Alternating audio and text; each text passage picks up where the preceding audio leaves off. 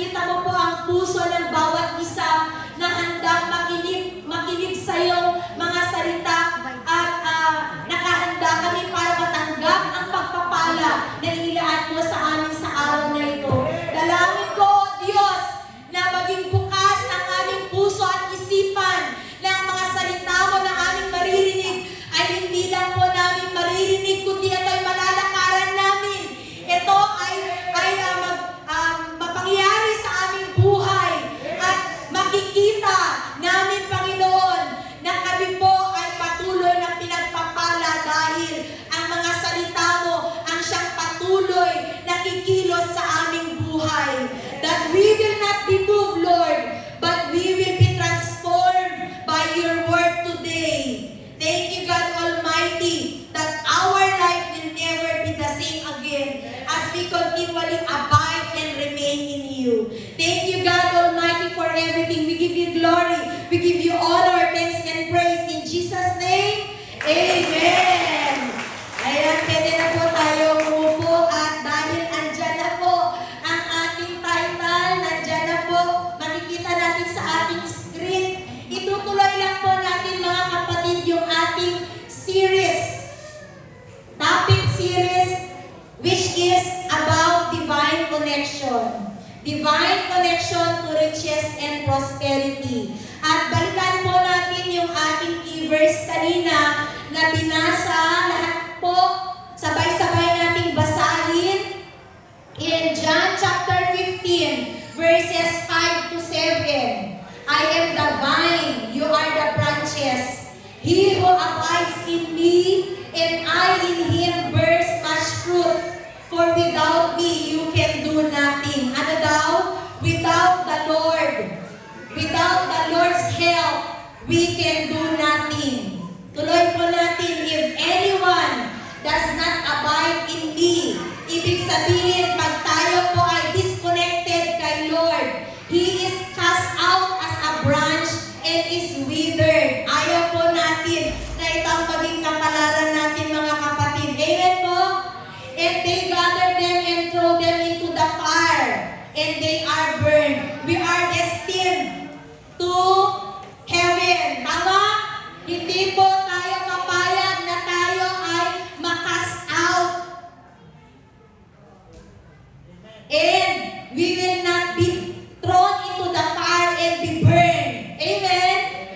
If you abide in me and my words abide in you, you will ask what you desire. Ulitin po natin yung nakatawag doon, bold, naka-highlight. If you abide in me and my words abide in you, at yung naka-bold, you will ask what you desire. Kapatid, you ask what you desire and it shall be done unto you. Amen? Ask what you desire and it shall be done unto you. Lahat po tayo dito. Pag ang pinag-uusapan ay pagyaman at kasaganaan sa buhay, lahat excited na makatanggap. Tama po? Ayaw natin na mapag-iwanan. Ayaw natin na tayo ay hindi po makatanggap ng kasaganaan na pangako ng Diyos. Kaya sa araw na ito, dapat wala po tayong makikita na nakasimangot. Tingnan mo kayong katabi mo, wala dapat tayong nakikita na malungkot. Kasi ang ating topic is about blessing. Divine connection to success and prosperity. Amen? Dapat lahat ay may pusong excited na makinig ng salita ng Diyos. Dahil naniniwala tayo, mga kapatid, na ang salita ng Diyos ang magtuturo sa atin kung papaano po natin makamit ang tunay na tagumpay at kasaganaan sa buhay. Amen? Kaya wag po tayo pati-distract sa ating katabi. But yung ating key verse kanina, ang pinaka-main point po dito, mga kapatid, yung pinaka-key point natin ay divine connection. Saan po natin makikita yung divine connection? He who abides in me and I in him. And yung isa pa po na naka-blue din, if you abide in me and my words abide in you. Yun po yung patunay, mga kapatid,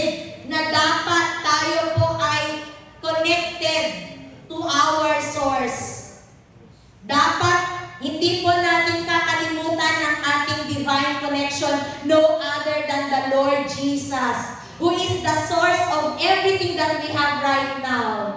Amen? Who is the source of who we are right now, of what we have become. Tama? Si Lord ang lahat ng source na meron tayo, mga kapatid.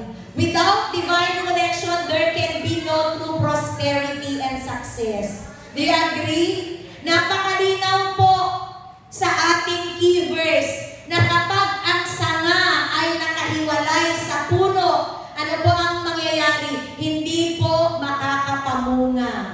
Tama? Kung hindi ito nakakabit sa puno, ito'y malalanta, ito'y mamamatay. Ganon din po sa atin, mga kapatid, kapag tayo po ay hiwalay sa Diyos, wala tayong magagawa. Sabi mo sa katabi ko, pag hiwalay ka sa Diyos, wala kang magagawa.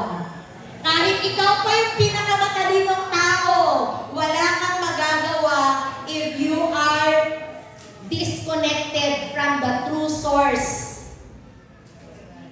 Amen?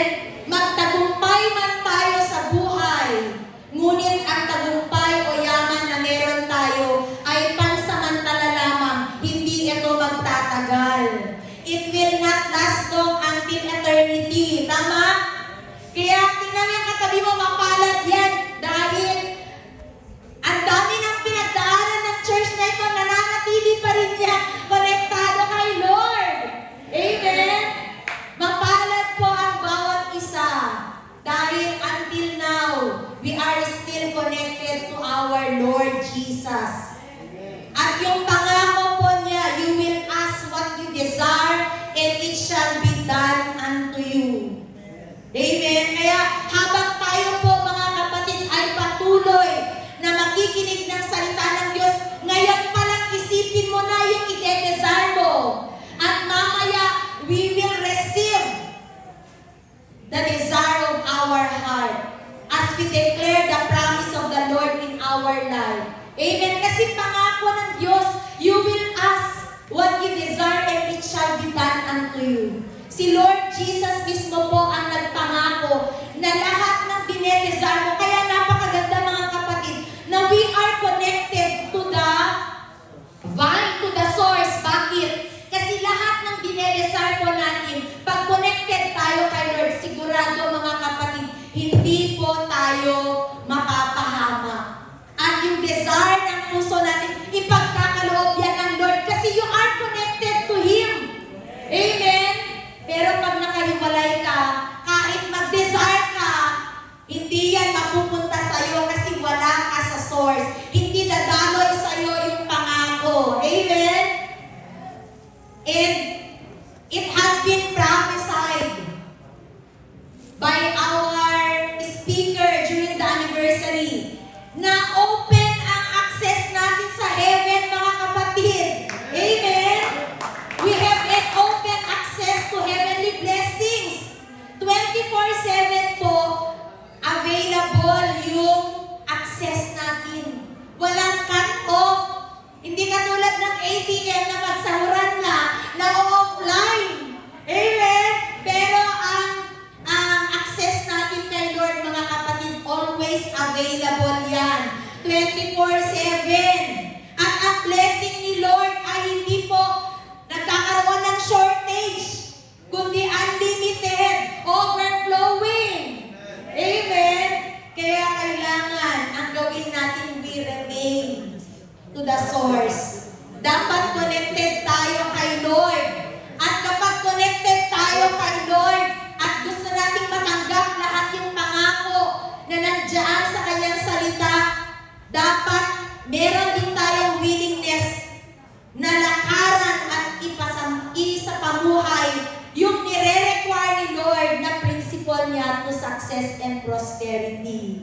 Ang tanong, willing ba tayo, mga kapatid? Yes. Amen. At ito na po, yung principle. Meron po tayong tatlong principle and ito po ay na-share na sa atin ni Pastora Marlene last Saturday. Last service natin. Number 1, all together, let us read. Principle of generous giving.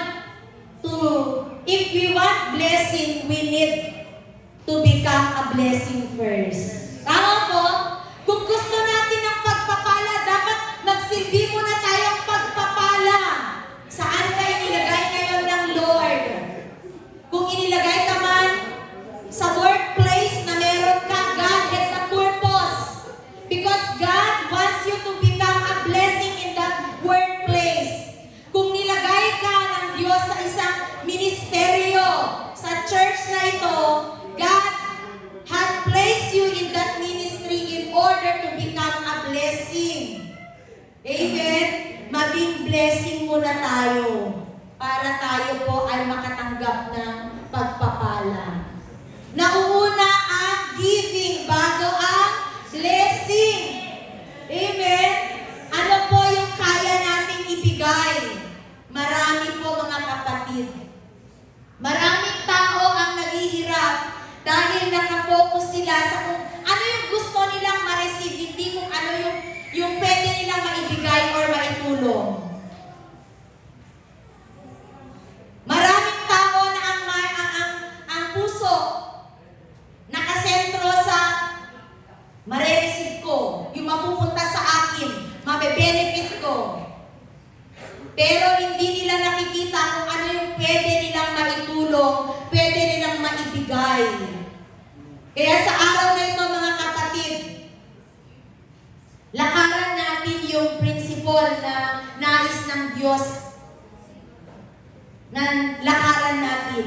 The principle of generous giving. Kapag tayo po ay nagiging blessing sa maraming tao, we are in the right position to receive more favor, more provision, tama? More blessings. Katulad po yung testimony, grabe, sobrang tuwang-tuwa ang puso ko kanina habang nagte-testify yung ating mga kapatiran. Nagagalak sa tuwa yung aking puso kasi, Lord, tamang-tama yung message mo sa amin na maging blessing ka muna sa kung saan ka dinala ng Lord in order for you to be blessed. Wag yung doon sa workplace mo, ang laging nasa isip mo, magkano kaya yung mare-receive ko?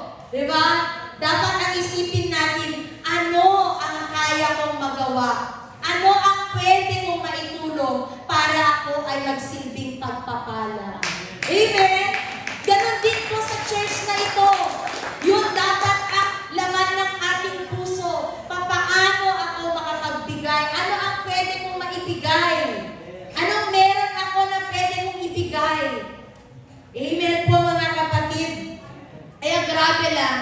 Tama yung sinabi ni Brother David na kapag ikaw ay blessing sa workplace na meron ka kapatid, sa ayaw at sa gusto mo, ang pagpapala ay bubuhos sa buhay mo.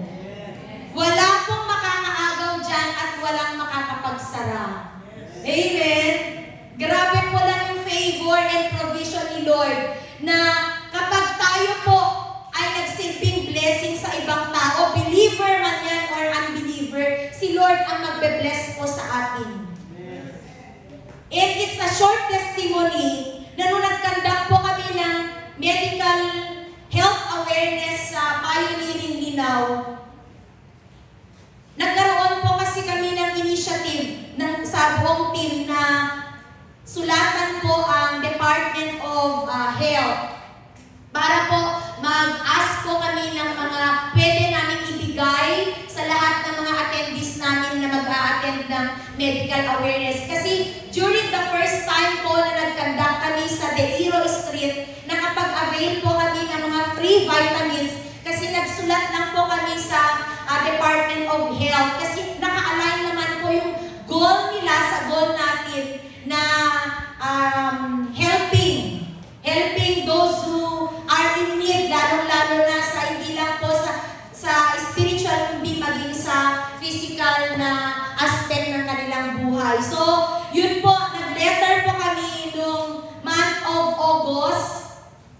August ba yun? Tama. And then, dahil po, sunod-sunod yung bagyo, naka-red alert po ang DOH.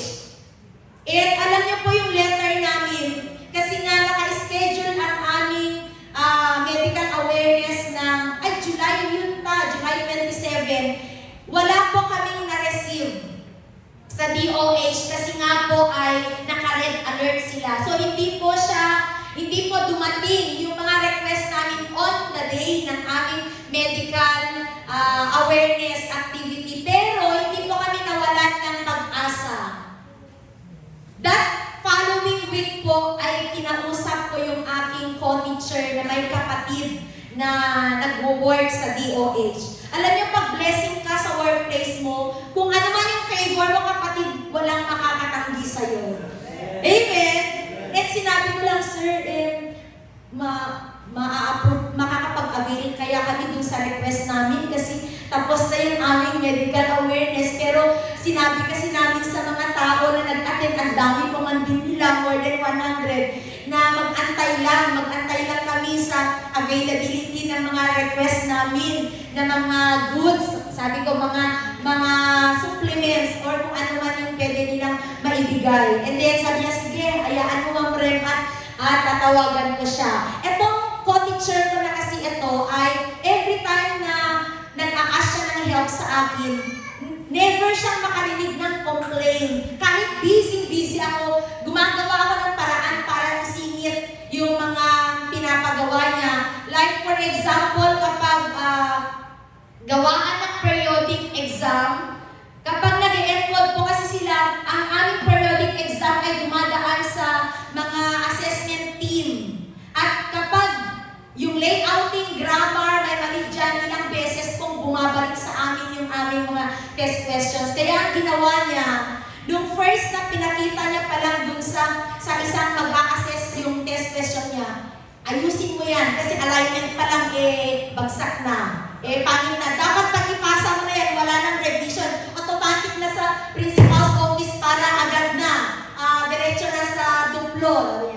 And then pumunta siya sa akin, Ma'am Rem, pasuyo naman. Tapos ko naman na yung aking periodic test, i-edit mo na lang. Ang mas mahirap po ang mag-edit kaysa mag-encode. Pinakaayaw ko po ay mag-edit. Mas gusto ko na mag-encode kasi diretso edit na yun. Pero yung edit, hindi mo alam kung anong ginamit niya, kung nag-align ba siya, nag-tab ba siya, mahirap po. To cut the long story short, nung nag-request ako ng favor, on the spot, habang ginagawa ko po yung ine-edit ko yung kanyang test question, tinawagan niya yung kapatid niya. Sisi, follow up ko naman yung request letter ni Ma'am Rema, ganito. Saan niya ba sinend? Sa email lang daw. Kasi hindi pa ako personal na pumunta doon, sa email lang po. Sige. And then on that day mismo, ay ang tawag doon, meron palang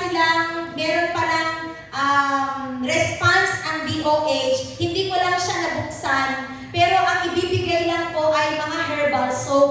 And then sinabi ko, sir, herbal soap, yung marireceive namin, wala bang vitamins? Sisi, wala bang vitamins dyan? O sige, tingnan ko. And then on the following day, sabi ko, sir, okay lang ba na bukas ko na lang puntahan kasi hindi ko maihabol etong ine-edit ko, baka makat-offan ako sa DO. Sige, okay lang yan, sabihan ko siya. Kahit umuulan po, to God be the glory sa buhay ni Sister Minnie, pumunta po kami sa DOH at binigyan po kami ng 4 boxes po na herbal soap, and then may mga vitamins pa po, and ang tawag doon, vitamins and medicine na binigay. Amen. To God be the glory. Grabe favor and blessing yun.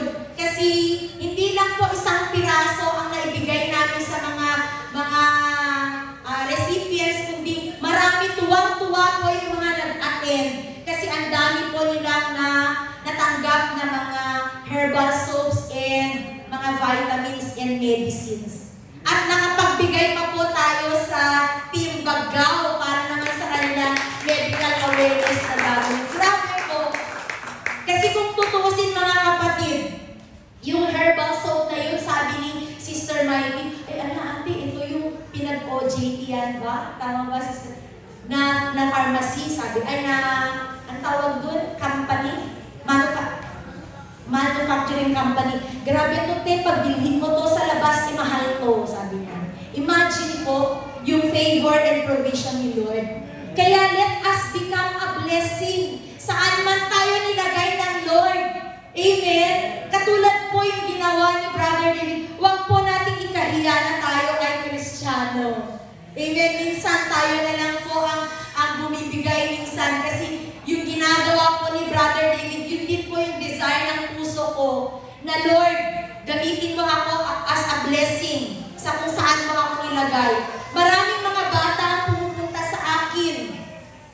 Ma'am, Bible study naman tayo. Kasi meron pa akong na Bible study ng mga bata. Ma'am, Bible study na po tayo. And during the preparation of our anniversary na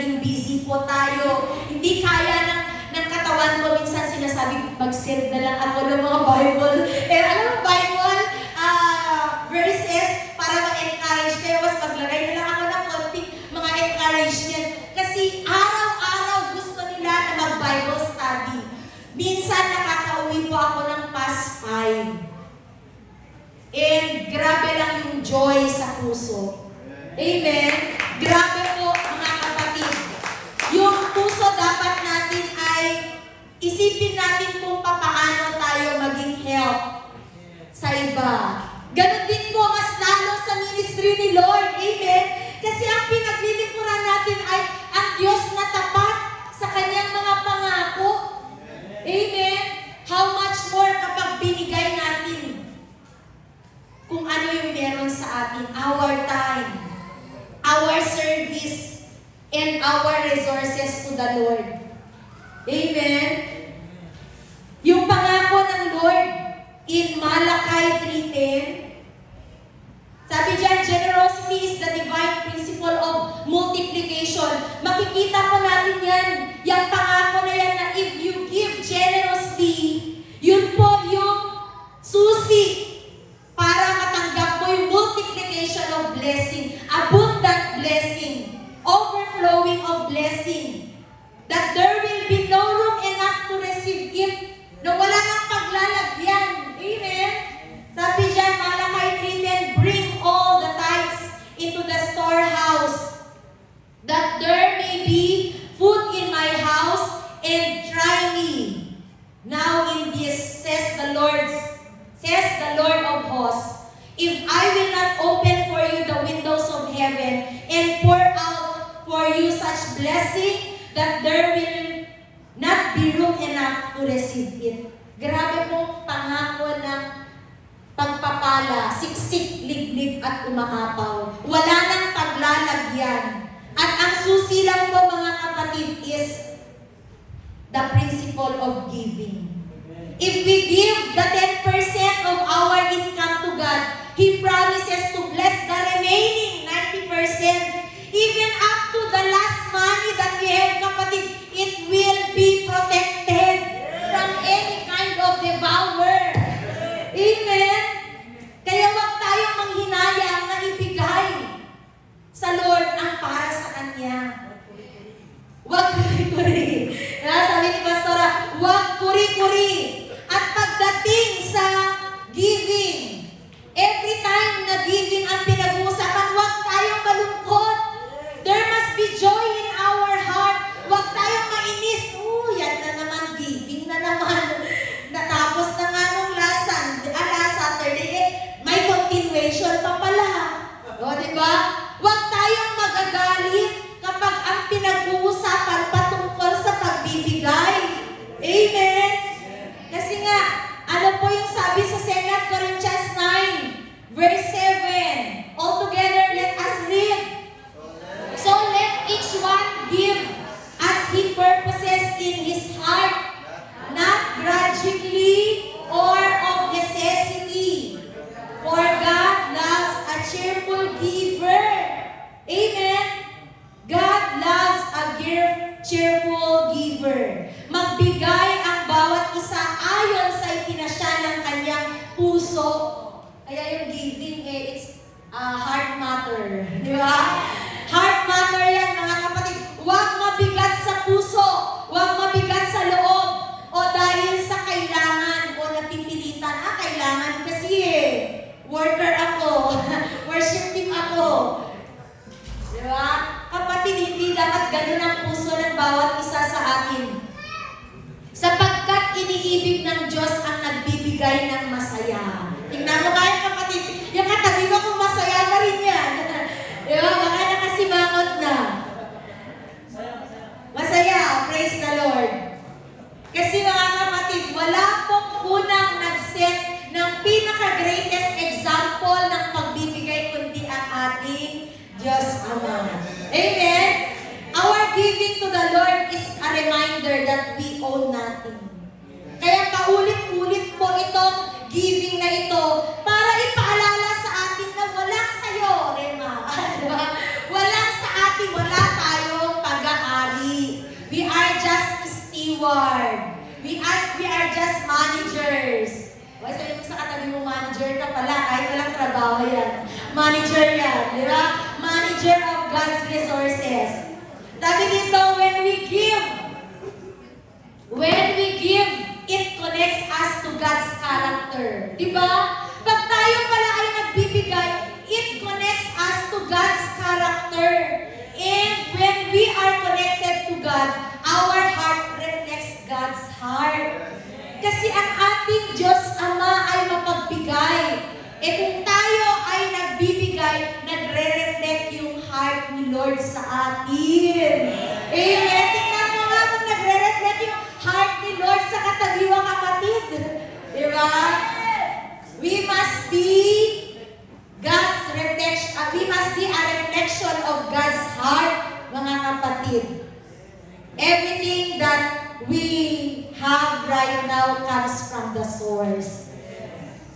Kapag hindi po natin pinagdamutan si Lord, ano po, nagiging generous po tayo sa pagbibigay ng ating time, talent, skills, resources, even our finances, mas lalo po tayong pagyayamanin ni Lord. Amen? Luke 6:38, magbigay kayo at kayo'y bibigyan din. Gustong pakal, siksik, liglig, at umaapaw pa ang ibibigay sa inyo. Amen? Sapagkat ang panukat na ginagamit ninyo sa iba ay siya rin gagamitin panukat sa inyo. Diba? Kaya mga kapatid, sa buhay natin, pagdating sa giving, marami po ang nahihirapan dito. Marami ang nagiging Biyernes Santo ang mukha. Diba? Totoo po, marami po ang nahihirapan sa area ng pagbibigay. Kasi I've been in that position before. Ganyan din yung kalagayan ng puso ko before. Pero every time na naririnig ko yan, lagi kong prayer, Lord, teach my heart. Teach my heart how to give properly. Amen? At marami pa rin, kahit ilang beses na paulit-ulit, marami pa rin ang nahihirapan sa area ng pagbibigay. Bakit po? Isa lang po ang sagot dyan. Pag hanggang ngayon, every time na ito yung topic pinag-uusapan ay hirap na hirap tayo or ayaw nating pakinggan, naiinis po tayo, ang tanong, are we really connected to the source? Amen? Yun lang po mga kapatid. Kasi pag connected tayo sa source, hindi po mahirap sa atin ang magbigay. Amen? Pero pag hirap na hirap tayo, baka ibang connection ka nakakonect kapatid. Diba? Baka sa iba ka nakakonect. Baka sa mundo. At yung connection natin sa mundo, hindi yan pang eternity. Amen? Kaya po, if we really want to experience true success and prosperity, let us maintain our divine connection to the Lord by applying principle number 1. Ano ba yung principle number 1 natin? Generous giving. And number 2, ayan na, medyo makahinga na tayo. Number 2 principle to divine connection to success and prosperity is principle of diligence. Sabi sa Proverbs chapter 10 verse 4, sabay-sabay natin basahin, ang kamay na tamad, may tamad pala na kamay, ayaw gumalaw, ayaw kumilos. Ang kamay na tamad ay iyak na magdaraw, ngunit magbubunton ng yaman ang kamay na masino. Amen? Sabi nga sa, nilagay ko ata yung sa English, ay wala. Sabi nga sa English version, a slack hand causes poverty, but the hand of the diligent makes rich. Kapag tayo pala ay, ano ang ibig sabihin ng diligent? Hardworking. Pag ikaw ay hardworking, diligent ka, lalong-lalo na sa pinagkaloob sa iyo ng Diyos, mga kapatid, mas lalo po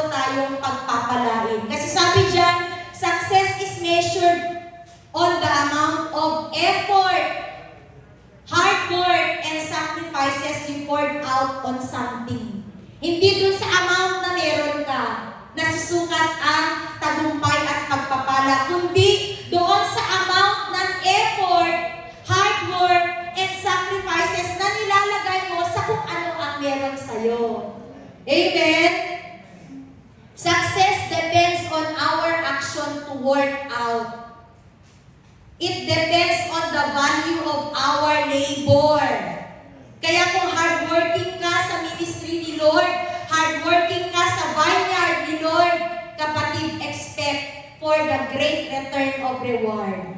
Amen? Sabi sa Proverbs 13 verse 4, ang tamad ay nangangarap ngunit hindi natutupad. Ang hangarin ng masikap ay laging nagaganap. Diba napakalinaw po na kapag tamad ang isang tao, kahit magplano pa yan, napakaganda ng kanyang plano, hindi po yan matutupad. Kasi tamad, walang aksyon, walang ginagawa. Pero, kapag ikaw ay masikap, kahit napakaliit lang ng meron sa'yo, lahat ng plano na naisin mo, yan ay magaganap. Yan po ay maa-achieve mo. Amen? Sabi nga, ang success, hindi po yan natatanggap ng paswertehan lang. Ay, uy, successful siya. Diba? Kasi naka-jackpot sa loto. Wala po yan. Ang success, ang tagumpay, tunay na tagumpay ay hindi po paswertehan, kapatid. Uy, napakaganda ng kanyang buhay. Matagumpay kasi naka-jackpot siya ng afam. Hindi po doon nasusukat ang tagumpay, kapatid. Diba? Napapasana all ka, uy, sana all. Kapatid, hindi po nasusukat ang totoong tagumpay, masaganang buhay sa kaswertehan or by chance or by accident. Ito pa ay pinagsisikapan. Ito ay pinagtatrabahuhan. Amen? Dapat may ginagawa po tayo. Principle number 2 tells us that if we are connected, yan.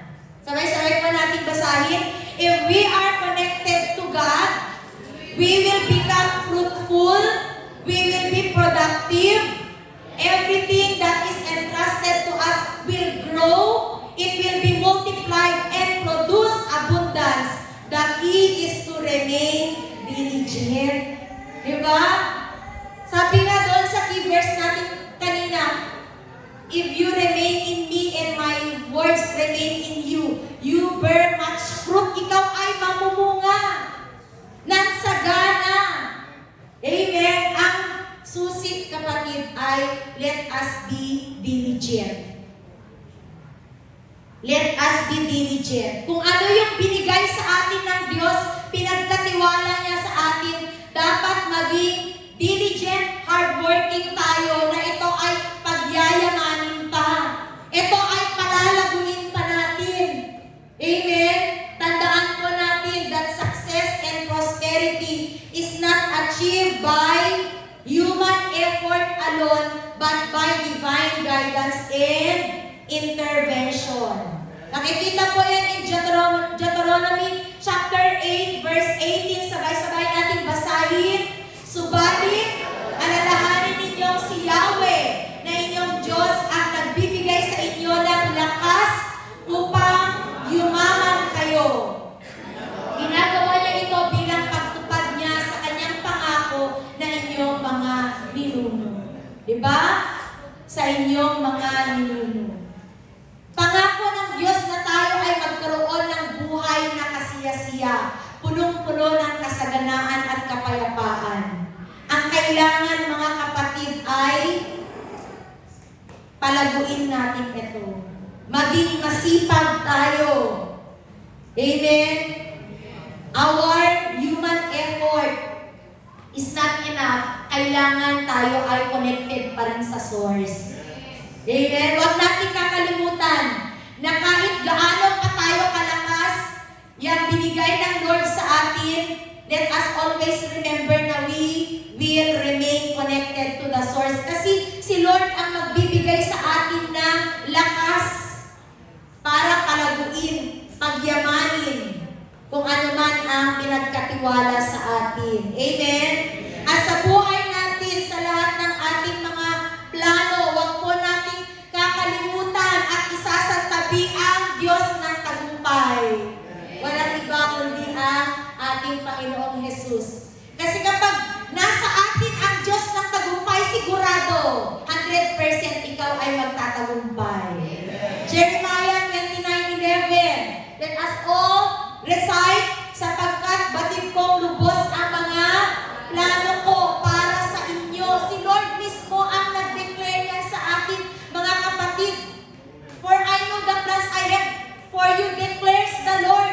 Si Lord mismo ang nag-declare, plans to prosper us and not to harm us. Hindi po natin ikakasama, kundi para sa ating ikabubuti. Ito yung mga planong magdudulot sa inyo ng kinabukasang punong-puno ng pag-asa. Amen? Kaya wag po natin kakaligtaan na ang lahat ng ginagawa natin, saan man tayo inilagay ng Lord, we will commit everything we do to the Lord. Sabi nga sa Proverbs 16:3, commit to the Lord whatever you do and your plans will succeed. Ikaw ay magtatagumpay. Si Lord ang Diyos ng tagumpay. Amen? And God rewards those who use their resources to create more. Remember, yung parable of the talents. Ano po yung ginawa ng Lord doon sa minultiply yung talent na binigay sa Kanya. Diba? Sabi sa Matthew 25 verse 23, ito po yung tugon or sagot ni Lord. Dahil nag-multiply, minanage ng mabuti yung resources na pinagkatiwala, yung yaman, yung talento na binigay. Sinabi ng Kanyang Panginoon, magaling, tapat at mabuting lingkod. Naging tapat ka sa kaunting halaga, kaya pamamahalain kita sa malaking halaga. Samahan mo ako sa aking kagalakan. Grabe mga kapatid, in the small things that we receive from God, if we become faithful, God will put us in charge of greater things. Amen? Ipagkakatiwala sa atin ng Lord yung malaking pagpapala. Ang tanong, handa na ba tayo? Handa ba yung ating puso na matanggap ito? Amen? True wealth is not measured by what we possess, but on how we manage and steward what God has given us. We are just steward of God's blessing. And when our action is aligned on God's word, the works of our hands will be blessed. Tama? Pag connected po yung ating gawa sa salita ng Diyos, the works of our hands will be blessed. Kaya sabihin mo sa katabi mo, be a good steward. Be a good steward. Sabi sa Deuteronomy, naisulat ko pala, 28 verse 12, the Lord will open to you His good treasury, the heavens to give the rain to your land in its season, and to bless all the work of your hands. And you shall lend to many nations, but you shall not borrow. Amen? Our labor in the Lord will produce abundance. Yung effort natin, yung sacrifice natin, it will not be wasted. It will not remain stagnant, kapatid. It will grow, it will multiply, it will flourish, it will be productive, and it will become fruitful. Amen? Mas lalong pagyayamanin kung ano yung meron tayo as long as we become faithful steward. Kaya ang susi, be a diligent steward. Amen? Faithful and diligent steward. Amen? And principle number 3, godly mindset. Godly mindset, mga kapatid, mindset lang yan. yung sinasabi nila sa mundo, mindset lang yan. Nasa mindset daw natin yung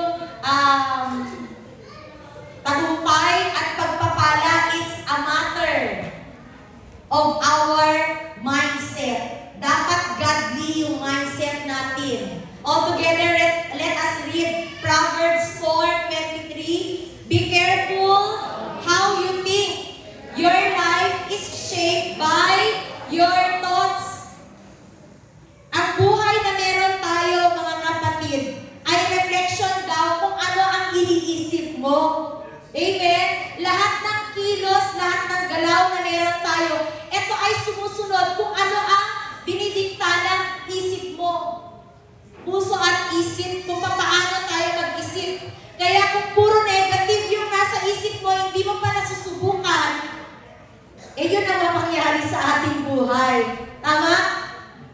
Gusto mo mag-business, pero hindi mo pa nasusubukan, nasa isip mo na, ala, baka mag-fail ako, baka hindi ito mag-prosper. Diba? Baka ang dami mong baka. O, hindi mayaman ka. Kasi ang dami mong baka. Diba? Ang dami mong what if. Ito na siguro yung kapalaran. Ito na yung, ang dami mong mga negative thoughts. Instead na positive, dapat yung thinking natin, nagiging nega tayo. Kaya sabihin mo sa katabi mo, kapatid, huwag kang nega. Huwag tayong maging nega. If we believe that God wants us to prosper, our mindset, nailagay ko ata, yan. Our mindset will align with that belief. O, sino dito yung naniniwala na siya ay pagpapalain ng Lord?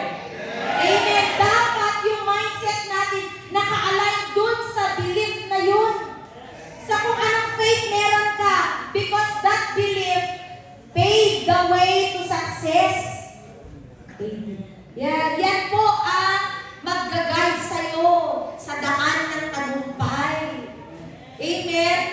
Kaya, let us know how to have a faith-filled declaration in our life na kung ano yung pangako ng Lord, dapat ito ay ating panghawakan. Ito ay araw-araw natin i-affirm at i-declare sa buhay natin. Kasi nga, sabi sa Proverbs 18:21, all together read, death and life are in the power of the tongue, and those who love it will eat its fruit. Amen. The words that we speak or declare to our life will influence our economic status. Amen. It will influence our status in life. Instead, ano dapat ang gawin natin? Instead of speaking negative things, declare the blessings of the Lord. Declare abundance. Declare healing. Declare favor and provision to our life. Amen? We must have an abundance mindset. Ano po yung abundance mindset? You believe in the power of God's promises. That God has the ability to provide everything that we need. That God's provision is not limited, it is unlimited. Amen? Philippians 4:19. Ay, hindi ko na nailagay dyan. Let us all together declare Philippians 4:19. And my God shall supply all my needs according to His riches and glory by Christ Jesus. Diba? Let us all declare God's promise of abundance in our life. That my God is my shepherd. Diba?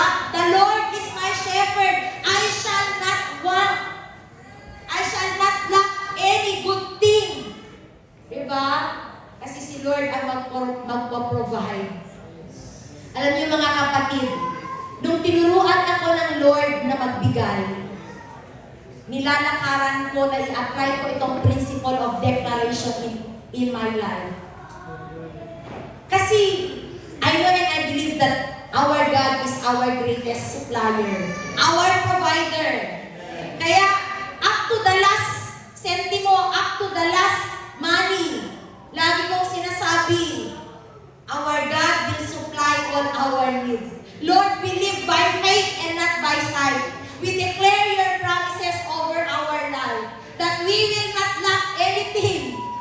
Yun po ang lagi pong dinedeclare. At nung sinabi ni Pastora na shinare niya sa atin, nung time na tayo ay nagpatayo ng church ni Lord, itong church building ni Lord, lagi niyang ginagawa sa financial basket, bag pala. Financial, dinedeclare niya, finances to come, di ba? There is power in declaration. Kaya wag po natin kakaligtaan mga kapatid to declare the blessing, the promises of the Lord in our life. Kasi nagbibigay ka, pero kulang ka pala dito sa godly mindset na ito. Pagkabigay mo, pagka-uwi mo, pinasukan ka na ng doubt. Pinasukan ka na ng fear. Yan kasi, nagbinigay mo lahat. O ngayon nga, wala ka nang makain. Pero kapag meron kang godly mindset, kahit alam mong wala na, ubos na, sasabihin mo, our storehouse will never run dry. Di ba? Our jar will never be empty. Yun ang faith mo. Kasi yun ang pangako ng Lord. Ganun dapat ang mindset natin. Bakit? Sabi dito sa Mark 11:23, let us all together read, for assuredly I say to you, whoever says to this mountain, be removed and be cast into the sea, and does not doubt in his heart, but believes that those things he says will be done, he will have whatever he says. Grabe po yung power ng declaration, mga kapatid. Grabe po ang nagagawa kapag meron tayong faith-filled declaration in our life. Amen? Kasi sabi dyan, I say to you, whoever says to this mountain, be removed and be cast into the sea, and does not doubt in his heart, but believes that those things he says, lahat ng sinasabi mo will be done, he will have whatever he says. Grabe po, pag pinanampalatayanan mo lahat ng deklarasyon mo, kapatid, you will have whatever you desire. Sabi nga nung last statement natin sa ating key verse, ano po yung sabi doon sa last statement? Ask whatever you desire, and it shall be done unto you. Kaya sa oras na ito, ano man yung mountain na kinakaharap natin, there is power in the Word of God. There is power as we declare the Word of God. Kasi, if we can remember, nakalimutan ba natin how the Lord created the heaven and the earth? It is only through the power of His Word. Sabi ni Lord, let there be light, and there was light. Gamitin po natin yun, mga kapatid. Yung power of declaration. Kaya sa oras na ito, if you believe in your heart, and our mindset is connected, is connected to God, we activate God's promises to be done by declaring it to our lives. Amen? If we believe in our heart and our mindset is connected to God, we can activate God's promises to be done by declaring it to our lives. Kaya sa oras na ito, ano man yung dinedesire mo, naisip mo na ba? Sa ating pagtatapos, sabi ko kanina, nung magsisimula tayo, isipin mo na kung ano yung gusto mong i-desire. At sa ating pagtatapos, kapatid, kung ano man yung dinedesire ng puso mo ngayon din, let us believe in our heart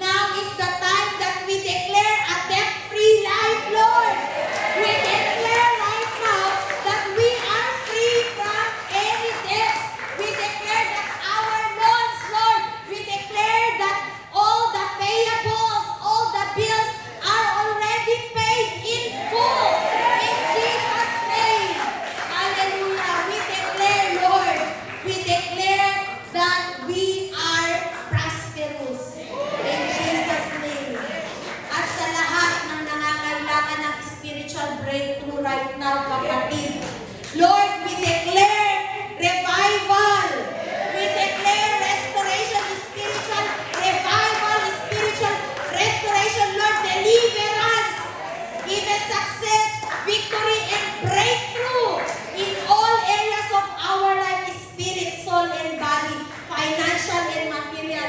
In Jesus' name! Amen! Hallelujah! Grabe. Kaya kapatid, huwag po tayong mati-disconnect kay Lord. Amen. Huwag po natin hahayaan na tayo ay ma-disconnect kay Lord.